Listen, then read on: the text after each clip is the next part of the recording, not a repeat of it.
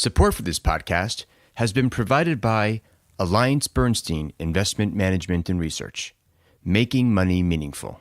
When I hear talk about needing to produce more food to feed the world, I always shake my head. I say, I don't get it. We don't need to produce more food to feed the world. We just need to utilize what we're producing already. This is Startup Stories from the Startup Nation. My name is Yigal Marcus. Thank you for joining us. In this podcast, we'll meet the entrepreneurs who have personified the economic miracle known as the Startup Nation, the State of Israel. We'll learn about the culture which helped incubate them and their ideas. We'll learn of their successes and, of course, their failures. And we'll explore why it is that Israel develops some of the leading innovators of our time. To begin today's episode, let's play a little game. When I say a word, write down the very first thing that enters your mind. Word number 1, startup. Word number 2, hunger. Now, when most people hear the word startup, they think of a young former intelligence officer from the Israeli military who sets out to solve a big tech problem, or a scientist trying to cure disease. Someone that we typically interview here on the show. And when most people think of the word hunger, they think of how they feel a half hour before dinner every night. I recently had a personal experience which dramatically widened my personal definition of both a startup and hunger. I was invited to a large facility operated by a nonprofit organization called Leket Israel. I observed hundreds of volunteers at work, boxing crates full of delicious and nutritious food, which they then sent out to delivery to those in desperate need. Leket is the National Food Bank of Israel, rescuing food from around the country and delivering it to people in need directly and through 210 organizations that they serve. Over 60,000 people volunteer every year at Leket. They employ over 100 people of all cultures and creeds, and they annually distribute 45 million pounds of fruits and vegetables and 3 million cooked meals.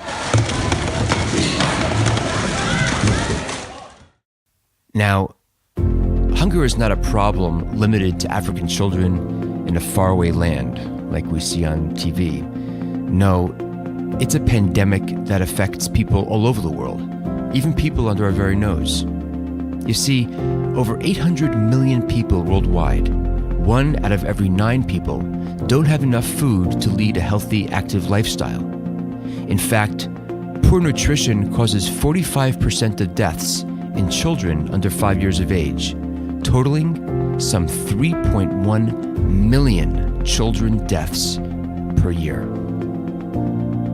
But there is a solution. Not necessarily growing more food, but in preserving more food. In Israel alone, a generally prosperous country, nearly 33% of all food is wasted, totaling some 2.3 million tons per year. And nearly half of that wasted food is rescuable. And that's where Leket Israel comes into play. When he encountered this problem firsthand, social entrepreneur and Leket founder Joseph Gitler did something about it. I'm here today with Joseph Gitler, the founder of Leket Israel, which is also known as the National Food Bank, which is an amazing nonprofit organization that he built from the ground up and has really become the leading food rescuer in the country. And we're going to get to that in a minute, but first of all, Joe, thank you very much for joining us today. We really appreciate it. Great to be here. Great view from your office here. I've actually known Joe, full disclosure, I've known Joe for the better part of my life. We grew up in Teaneck, New Jersey together. Your story is actually quite impressive and inspiring. And I thought that, on this podcast, more often than not, we talk to for-profit entrepreneurs who have built profitable businesses, which is defined as businesses that make money and succeed. But Leket is equally, if not even greater, in terms of success. It's just that success is defined in a different way. And so I wanted to really take your story and let the world hear it, because I think it's a model that's inspiring, and I think it's probably a model that can be copied outside of this country, of Israel. But let's take a step back for a minute and talk a little bit about you. So you grew up in Teaneck, New Jersey. Kind of. I really grew up in Washington Heights, New York, till the age of 15. But, and in fact, the first article ever written about our work, my old rabbi from New York called and said, "Washington Heights gets so little. Don't take yourself away from us also." So, but I had some good years in Teaneck, and my mother still lives there proudly. It's a wonderful place. You actually went to University. You graduated actually when I did, 1996, and then went to Fordham University Law School. I did. So you got your law degree, and then what? So I got my law degree, had a very brief legal career. Sometimes articles are written about our work, and they'll call me, in Hebrew, Joseph Gitler, Orech Din, which means Joseph Gitler, attorney at law. And I only worked for 10 months as an attorney. I almost don't feel comfortable with them using the term. And in fact, many people don't like being called an attorney at all. Right. So, but I enjoyed it. I enjoyed my law school career. It gives you a lot. I thank my parents for pushing me to do it, and Fordham was a wonderful place to go to school. But then once we made our move to Israel, which was the end of my 10 months of my legal career, I knew I wasn't going to continue with that. I imagine the skills that you learned in law school have helped you in your career. I think so. I mean, I don't do a lot of negotiations or write a lot of contracts, but I think the general worldview and the education, it's an interesting thing that you say. I think when I started this organization, my initial reaction was, I don't think this is going to go anywhere, because the lawyers who advise their catering partners or farming partners or food manufacturing partners are going to tell their clients, why would you want to get involved in this? What benefit are you getting? I only see risk. And if, the food goes bad and someone gets sick, they're going to sue you.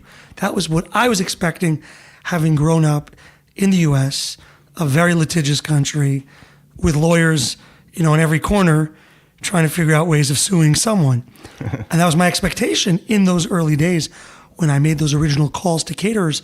I figured the response was going to be, we'll look into it. We'll see what kind of tax deductions we can get. We'll see what our risk of legal liability is.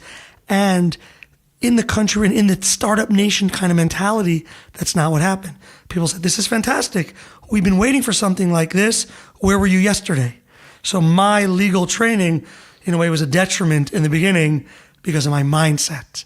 I thought this is the response I was going to get, and I was pleasantly surprised by being wrong. In 2000, you moved to Israel. You moved married, or before you got married, or after you got married? I moved married. I had been married already for 5 years. Wow. I got married young. That's why I'm 44 and I already have a 20-year-old daughter. And one of us is getting old, by the way. I don't want to say who it is, but one of us is getting old. So I moved. My wife, Alila, is from Toronto. We'd been married 5 years. We lived in Riverdale, New York. And we came with one daughter, Maytal, who was 2 at the time. And our other 4 children were all born here in the state of Israel. Why'd you move to Israel? My late father used to say, you're one of the very few that drank the Kool-Aid. He used to say it all the time. We were educated that way. I think very similar. We come from very similar backgrounds. We were educated that way, that it's been the dream of the Jewish people to move here. The schools I went to, the summer camps I went to, all talked the same talk. But like most things in school and camp, no one actually listens.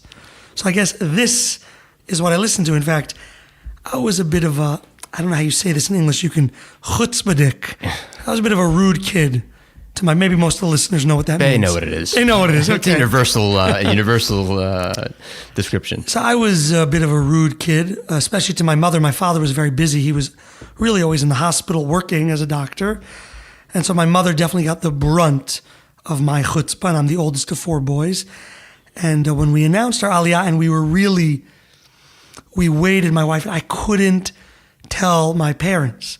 we told them after Passover we moved that summer. That's not the way it works. I couldn't do it. And I was still, even though at that point at 25 years old I was much more, less chutzpahdik to my parents, I remember saying jokingly, I said, well, you taught me honor thy mother and thy father, and you taught me move to Israel. I went with move to Israel. So it's just that was sort of the apex of my behavior. But of course, my parents were and continue to be very proud of the move, but taking at the time their only grandchild and a girl to boot who we never had. We never had girls. Right. That was right. 4 boys. Extremely painful for them, and that's my only regret. I have zero regrets about making Aliyah. Certainly the work and what I've been able to accomplish here made them even prouder. But the only regret is, not being able to go to those Sunday night, just pop into your parents, go for a barbecue. My brothers live in 2 in New York, 1 in Denver, Colorado. I see them a fair bit because of my travels on behalf of Leket, but it's still not the same. Yeah. I know your late father. I knew your late father. He was obviously a very big influence in your life. It's amazing how much I quote. He was a very memorable, a little bit cynical, edgy, morbid sort of a guy. Impact on a lot of people. My friends, first and foremost. I used to have every once in a while my friends would, where are they? They're hanging out with your father. We came for your father, not for you. I used to get that a lot. And certainly while we were mourning him and people were visiting us, we heard and learned so many different ways that he influenced people. First and foremost for me, interestingly, was a number of friends of mine who are doctors, a few of them who are ear, nose, and throat surgeons like he was, who were specifically influenced by him. They just thought the world of him, and they said, well, we want to be a doctor like him. And so they picked his profession. Others might have tried also. Maybe they just didn't get into it. Yeah. But the ones who did, and some of them, are very happy with their choices. Wow. So in 2000, you moved to Israel, and you did what? So I came 2 weeks before the second Intifada started. Perfect timing. I thought it was perfect timing because it was great timing. Israel was doing awesome then. 2 weeks later, things went really bad. I had it's amazing. It was such a good time that a guy like me was offered law jobs. I was offered some consulting jobs, but I took the easy route out, and I went to work in a family business that my wife's family owns here in Israel. And my first year was spent working in a startup that we owned. I wouldn't even call it a startup. Maybe you call it, I don't know. If I described what they were doing to some of your more distinguished high-tech people, they would say, that doesn't sound like a startup to me. But it was a small company, okay. which we owned part of. And it was in Jerusalem, so I was driving. It was before some of the great highways that have been added in the last 18 years. I worked there for a year, and then I worked for 2 years in our main office in Kfar Saba. Oh, that's local. That was local. Yeah. Even then, it's as crazy as it sounds, it's maybe 5 kilometers from my house. It would take 30 minutes sometimes. That's the rule in Israel. To get anywhere, it's at least 30 minutes. You can go across the street and it takes 30 minutes. Sometimes going back to my father for a minute, he spent tens of thousands of hours on the Cross Bronx Expressway. I remember saying it in his eulogy, how many more years of his life he could have had productively if he hadn't sat in so much traffic. And that's why, by the way, I am a big proponent, where possible, of working close from home, to home. And that's why our offices, our main distribution center, are within 2 kilometers of my house. That's the big benefit I've given myself. And that's certainly something where you can swing it. 2003, you conceived of Leket Israel. Tell me, when did you think of this idea? Okay, so a few things happened that led me on this path. So one was opportunity. After September 11th, Israeli high tech really suffered. A lot of what I was working on really dried up. And I just started to think to myself, maybe I should look for something new. It's a family business. No one was kicking me out. I was welcome. I was offered other opportunities in the family. ultimately decided not to take those, and that's my good fortune to have been able to make that choice. That was number one. Number two, like all of us who come to Israel, I saw at events, at hotels, the copious amounts of food, and then like everyone said, what are they doing with it? I never did anything about it for the first 3 years. Let's put that on the side. And then really in late '02, with my job situation in a bit of flux and all this food waste, started to just get a sense of more and more people in Israel struggling, partially because of the impact of the Intifada, partially because of changes in the economy. I mean, the people who come on this show, generally, okay, they've done tremendous work. They've raised the standard of living in this country to unbelievable heights. The unfortunate part of that, and we see it all over the Western world, is there's always a percentage of the population that gets left behind. Not always because of a fault of their own, sometimes because of a lack of education, sometimes because they're disabled, elderly, they can't help themselves, but primarily, and this was my driver, and this I give some credit to the government of the State of Israel, they put out in '03, the National Insurance Institute put out its first ever poverty report. And it talked about what I'll call the usual suspects, okay? I don't think we have to delve into that too much, but what hit me on the head was the unusual suspects. And that was people who were working and still needed support, living at or below the poverty line. I couldn't understand that. I was naive. I didn't know enough. I was not educated well enough about poverty. I didn't know that where we come from in the States, same problems. Okay? People working full-time and still needing Medicare, still needing soup kitchens, still needing the food banks. I couldn't bear that in the country that I moved to. I still can't bear it. It hasn't changed that much. Unfortunately, our work helps those people, but the situation of the working poor continues in all of the West. Referencing that Israel Poverty Report, which we saw, one of the conclusions, which is shocking, is that over a third of the children in Israel live below the poverty line. I don't want to be sacrilegious here. I take those kind of numbers with a grain of salt. There's a lot of, cash. Israel's no different than any other country. The statistics the government puts out have to be based on official numbers, wherever those numbers are coming from. But that being said, whether it's 100,000 working poor families or a third of children living below the poverty line or 25% of the population living below the poverty line, put it in half, let's say. Doesn't make any difference. It may make difference to the policymakers. But for a guy like me, who was just trying to find a way to help poor people, so if the numbers were 2 million Israelis or 1.5 million Israelis, doesn't make a difference. For me, the need is great. The need is great. And the same thing, by the way, when it comes to food waste, which is our focus of our work, now we happen to put out a much more professional food waste report together with BDO, the accounting firm. But really, if you think about it, it doesn't really matter. If it's 40% or 30% or 20%, our estimates of that maybe we today, after 15 years, I know we haven't gotten to what we do, we're still only getting to 5% of the food that we think is accessible. So let's take a step back and you saw the challenge, poverty, people who are hungry. What did you do next? Okay, so my mindset was of a business person. You jump into it after you do your research. Is there an opportunity, right? I'm trying to think of startup words, right? Okay. And so I spent, 4 to 6 weeks visiting Israeli nonprofits, soup kitchens, homeless shelters, battered women's shelters, after-school clubs for kids, etc., trying to figure out how I could help. Okay.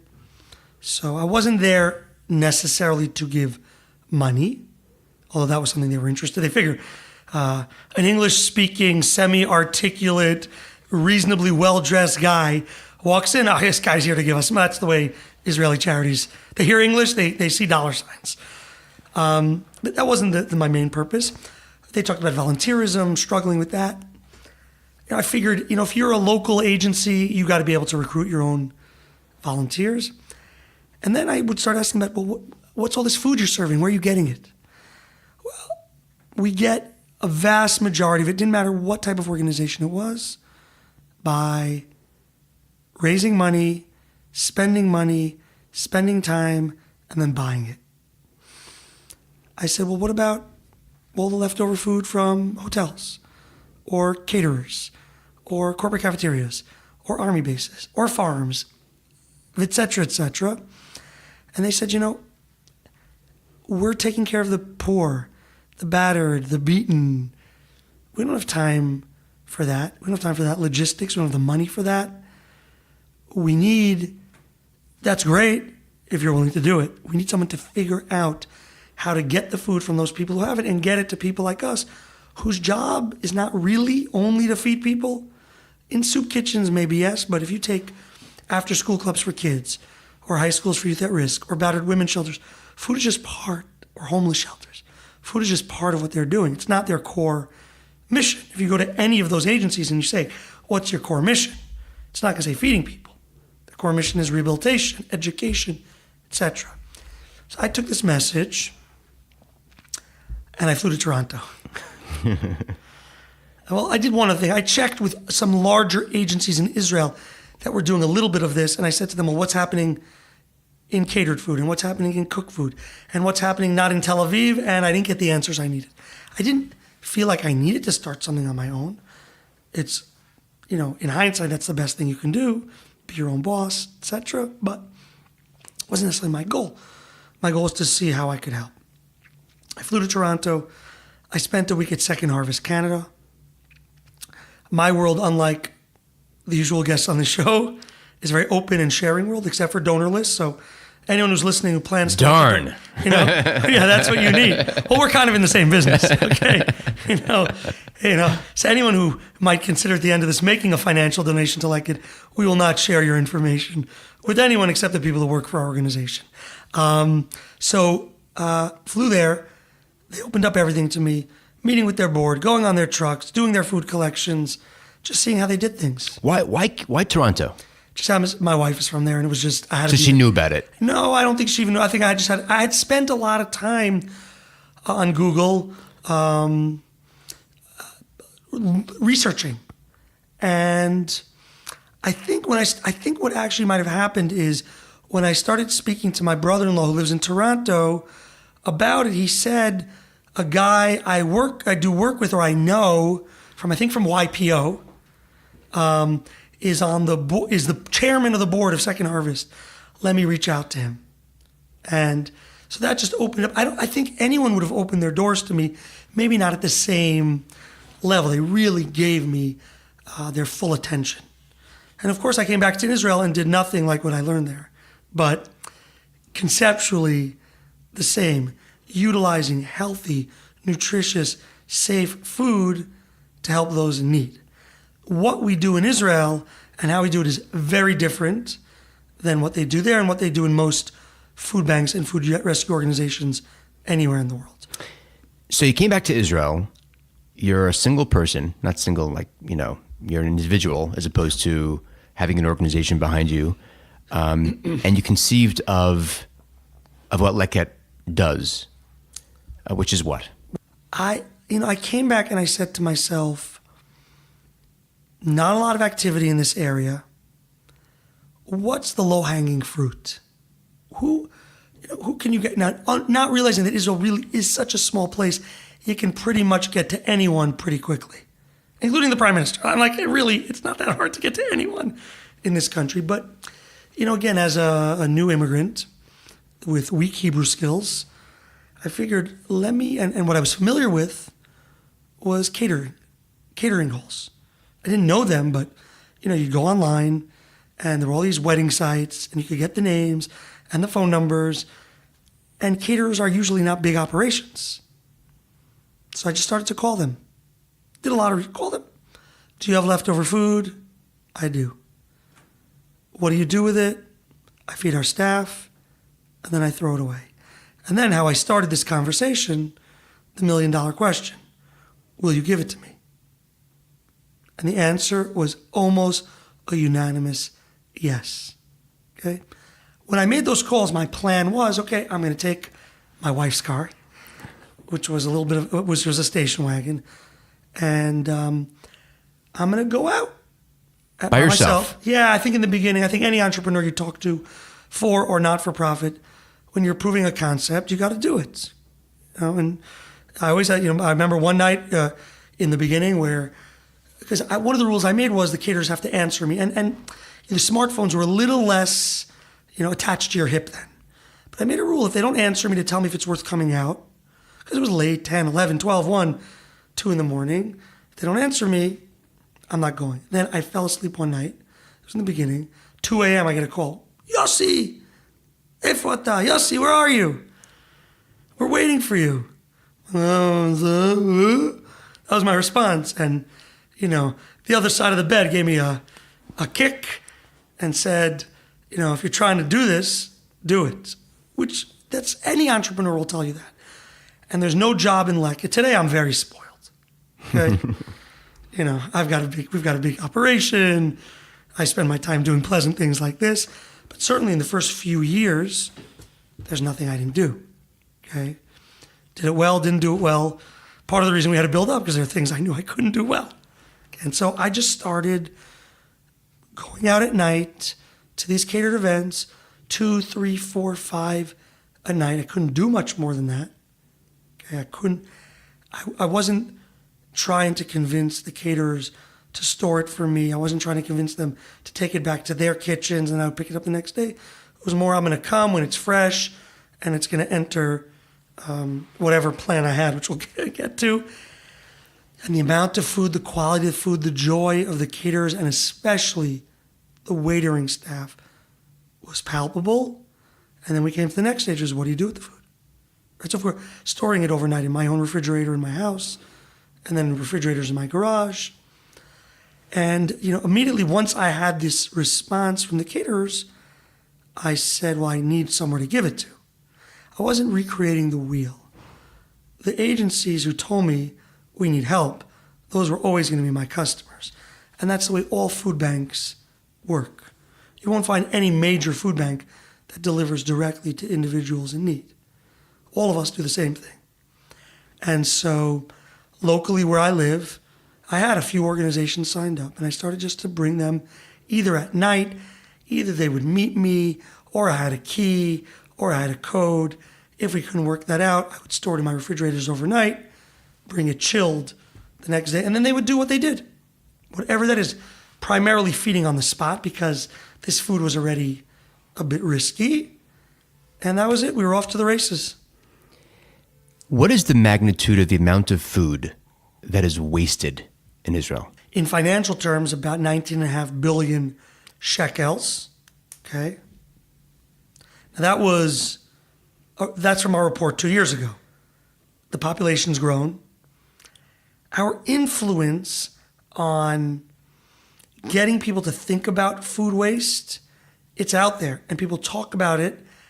I don't know how much impact it has, and we're not the only ones. It's become a topic in the world. This is not something that your listeners are going to say, what is Yigal onto this evening? Like, this is not something anyone's ever heard of. People, this is a topic. Okay, when you go into search engines, you see it. So they talk about 19.5 billion shekels, 2.3 million tons of food waste a year. Okay, half of that we talk about in the home. Okay. Less rescuable by us. Okay, which means, and it happens to be on the way here on the radio, there was an ad on one of the radio stations, which is very socially conscious, trying to talk to people about being more careful in your supermarkets, when you're purchasing, wasting in your homes. That's all part of our grand mission. But of course, when people get the message too well, we have nothing to feed the poor. There's a conflict in what we do. But the food waste is so massive that it doesn't matter. That's where we are. Have food waste tomorrow, you're still talking about over 1 million tons just in little itty bitty Israel. Think about the rest of the A million tons. Yeah. Look, in the U.S., they talk about hundreds of millions of tons. We could feed the world I'll put it like this. When I hear talk about needing to produce more food to feed the world, I always shake my head. I say, I don't get it. We don't need to produce more food to feed the world. We just need to utilize what we're producing already. And so if we can figure that out, certainly in the rich Western countries, it's implausible that we have people who are hungry. And then the excess from our countries needs to go to the places where they really don't even have the resource. In one of your publications, you actually say that in order to really to meet the needs of Israel for people who are not getting enough food, it's 470,000 tons that you need to save. Sounds right. That's 20%. 20%, yeah. And by the way, not everything we say is rescuable, but 20%. We're about 10% there. So we're about 40. We're doing 40,000 or so.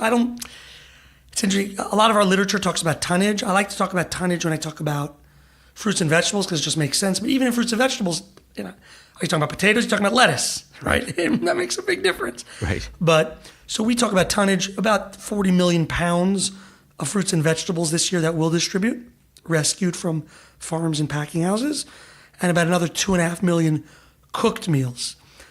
Putting those into tonnage is almost a little bit silly, so I like to split those up. But increasing our output by about 1,000%, if that's the correct math, we think would solve most of the food aspect of poverty. I want to make that very clear, right? I hope it says it on our cheat sheet, right? We talk about, I don't talk about solving poverty. There's only one way to solve poverty: people having good paying jobs that relates to the cost of living in the particular jurisdiction they're in. That's it. There's no other solution. But if we, and that's a big impact that Leket has, if we can free up funds for families, for these organizations that they were spending on food, that money can be used for other things. How many calls do we get about, we were able to buy the kids computers because we don't have to spend it on food.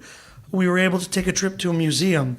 We were able to rent a bigger apartment. Whatever it is, it really runs the gamut. And that's something really, really special that we find from our work. The impact is not just feeding people and giving them better nutrition. There's so many other aspects to our work that are a win-win-win. That's what I see. You started off by literally taking your wife's car, going around to these catering events, taking the food, redistributing it to other people.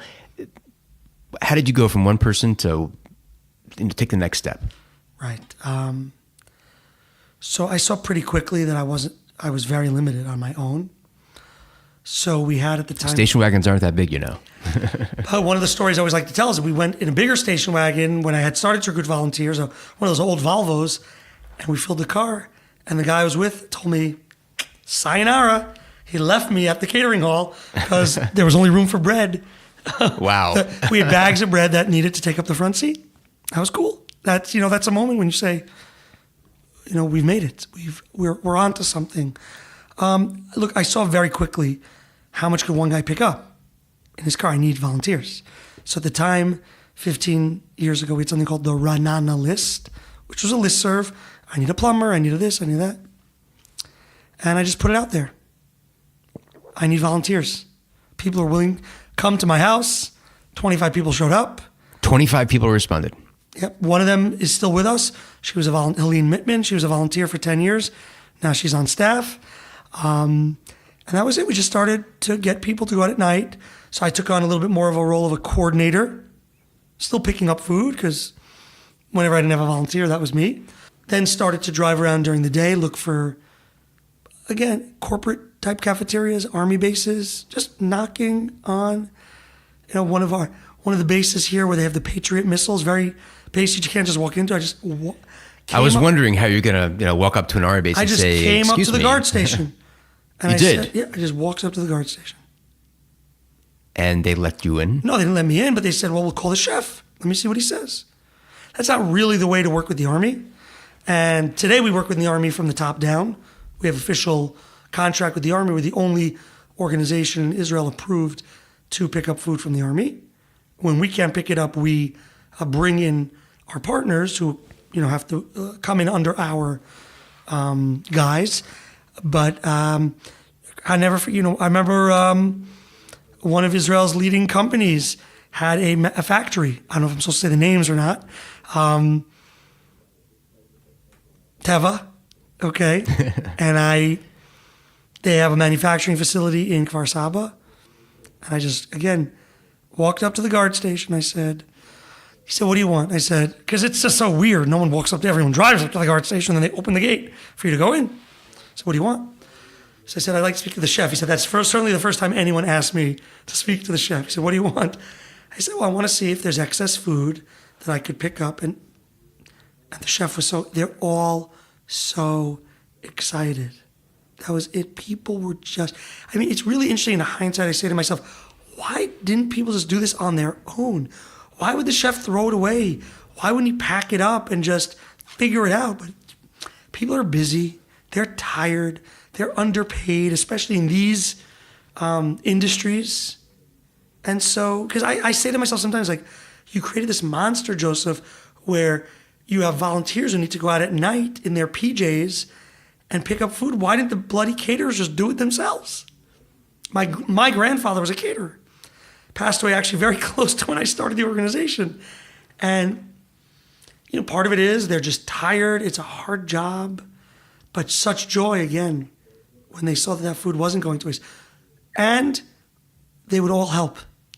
Even though I said no one needs to help me, they wanted to get into that. They wanted part of that good deed and something that they had seen all the time, throwing away this food.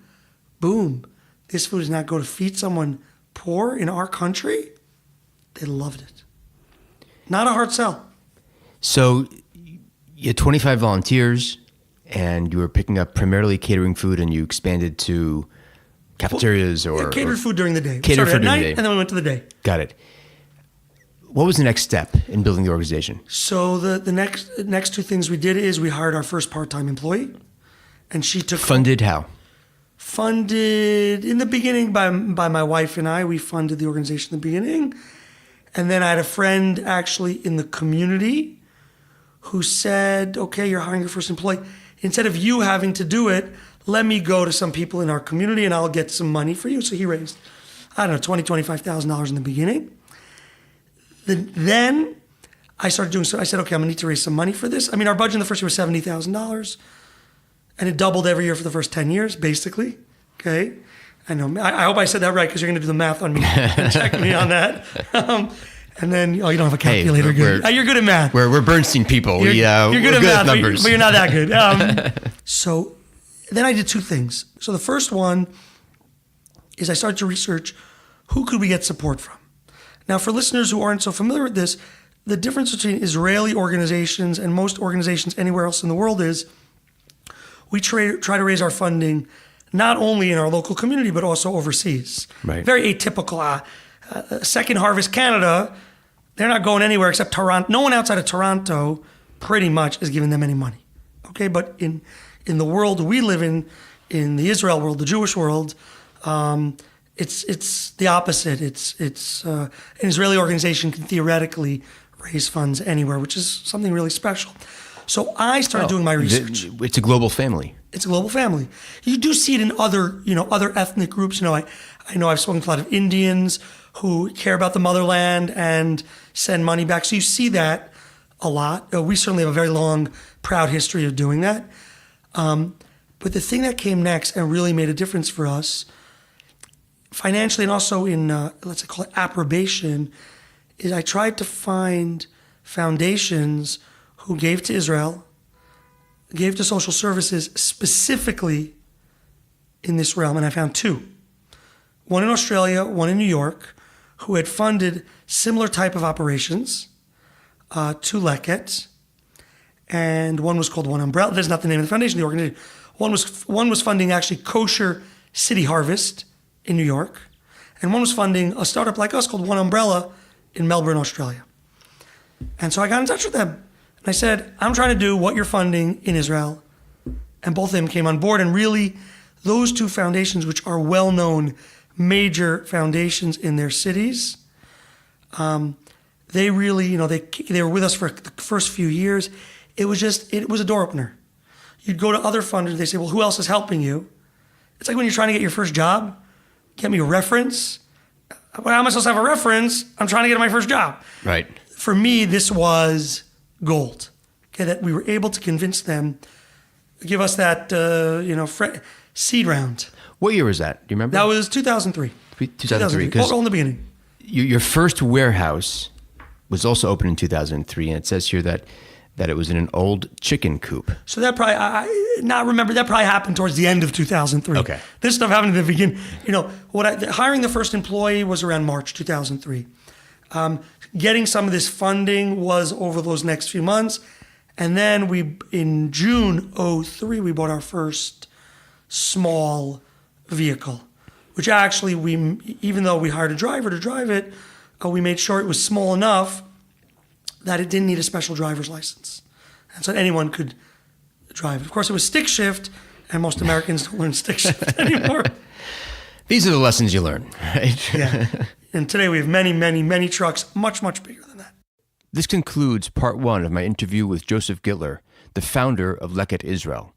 Tune in for part 2, when we will explore how Joseph grew an organization that attracted 25 volunteers when it first started to over 60,000 annual volunteers today, and how Leket Israel can become the prototype to solve world nutritional insecurity. Thank you for joining us. You've been listening to Startup Stories from the Startup Nation. I'm the host, Yigal Marcus. The associate producers are Moshe Raps and Avi Maklis, and the senior research analyst is Lior Leben. If you have a startup that you think we should feature on air, please email me at yigal.marcus@bernstein.com or at startupstoriesisrael@gmail.com. No good startup in Israel is too big or too small, and in our new upcoming Just Starting Up segment, we'll give entrepreneurs with a big idea the opportunity to bring those ideas to the world. A big, very special thank you to my employer, Alliance Bernstein Investment Management and Research, who has been incredibly supportive of this initiative. And please share these podcasts with your friends, like us on Facebook, and please, please, please rate us on iTunes. Until next time, thank you for listening.